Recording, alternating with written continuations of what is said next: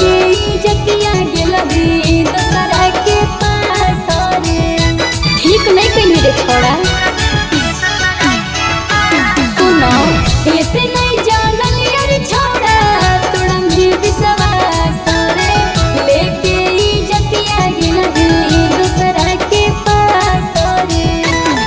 अरे तोड़ के दिलवा जय भी मोहवा तोड़ देबो रे दो गलवा दूसर से नाता जोड़ लेबो रे दो गलवा।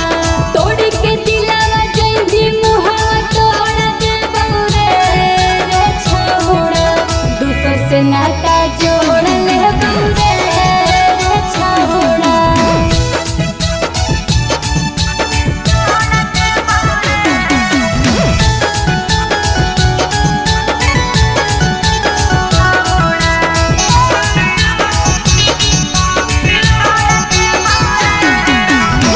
कवने का सुरवा साथी होल धोखी बाजारे तोड़ दे हिरिया के दिलवा ना दो नहीं ना जा रे।